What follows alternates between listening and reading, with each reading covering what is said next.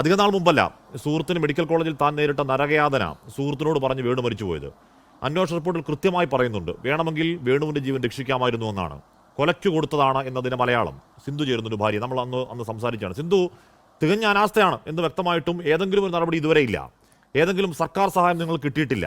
മറിച്ചൊരു അനുഭവം ഇവിടെ നമ്മുടെ കൂടെ ഇരിക്കുന്ന ബിസ്മീറിന്റെ ഭാര്യയ്ക്ക് ഉണ്ടാകും എന്ന് കരുതുന്നുണ്ടോ സിന്ധു?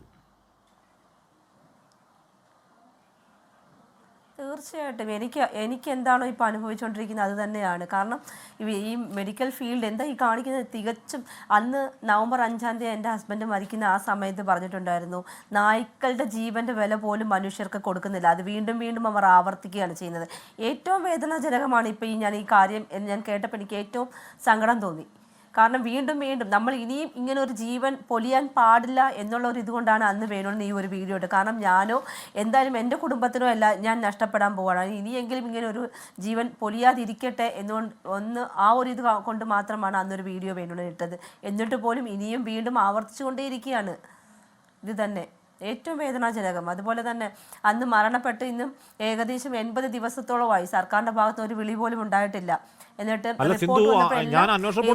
ഞങ്ങൾക്ക് അനുകൂലമായിട്ടുള്ള വ്യക്തമായി എഴുതി. ഇപ്പൊ അന്ന് അതിനുശേഷം ഏതോ ഡോക്ടർമാരുടെ സംഘം വാർത്താ സമ്മേളനം നടന്നു. നേരത്തെ പറഞ്ഞ പോലെ ഏതോ പഴയ ഗവേഷക പേപ്പറൊക്കെ എടുത്തു വെച്ച് ലോകത്തിന്റെ ഏതോ ഭാഗത്ത് ഇങ്ങനെയൊക്കെ ഉണ്ടായി എന്ന് സ്ഥാപിക്കാൻ ഒരു വാർത്താ സമ്മേളനം. ഒന്നും ഒരു ചുക്കുമല്ല. ഉണ്ടായത് അടിമുടി അനാസ്ഥയാണെന്നും DHS മുതൽ മെഡിക്കൽ കോളേജ് വരെ ഉണ്ടായത് ഗുരുതരമായ അനാസ്ഥകളുടെ ഘോഷയാത്രയാണെന്നും ജീവൻ രക്ഷിക്കാമായിരുന്നു എന്നാണ് എഴുതി വെക്കുന്നേ. എന്നിട്ടും ആരോഗ്യവകുപ്പിൽ നിന്ന് ആരും വിളിച്ചിട്ടില്ല. മന്ത്രി പോട്ടെ, ആരോഗ്യവകുപ്പിൽ നിന്ന് ആരും വിളിച്ചിട്ടില്ല. ഇതുവരെ ആരും വിളിച്ചിട്ടില്ല. ഇതുവരെ എന്തിനു പറയുന്നു, ഈ സ്ഥലത്തെ MLA പോലും എന്നെ ഒന്നും വിളിച്ചിട്ടില്ല. ഏറ്റവും വേദനയാണ് ഇതൊക്കെ. ഇതുവരെ ആരും വിളിച്ചിട്ടില്ല. ഒരു സഹായവും ആരും എത്തിച്ചിട്ടില്ല ഇതുവരെ. ഞങ്ങൾ എങ്ങനെ കഴിയുന്നു എന്ന് പോലും ഇതുവരെ ആരും തിരക്കിയിട്ടില്ല ഞങ്ങളെ. 2 മക്കളുമായിട്ട് ജീവിക്കുന്നതാണ്. സിന്ധുവിനുള്ളത് ചെറിയ ജോലിയാണ്, ചെലവുകളുണ്ട്. വീട്ടിലെ ഏക പ്രധാന വേണു അദ്ദേഹം ഓട്ടോ ഓടിച്ചുണ്ടാക്കുന്ന പൈസ കൊണ്ട് അവിടുത്തെ പാവങ്ങൾ കൂടി സഹായിച്ച മനുഷ്യനാണ്, ഇല്ലാത്ത പൈസയ്ക്ക്. എന്നിട്ട് ആ ഒരു സാന്നിധ്യം ഇല്ലാതായി പോയപ്പോഴേക്കും എങ്ങനെ ജീവിക്കുന്നു എന്ന് അന്വേഷിക്കുന്ന ഒരു സർക്കാർ സംവിധാനം നമുക്കില്ല സിന്ധു. ഇല്ല.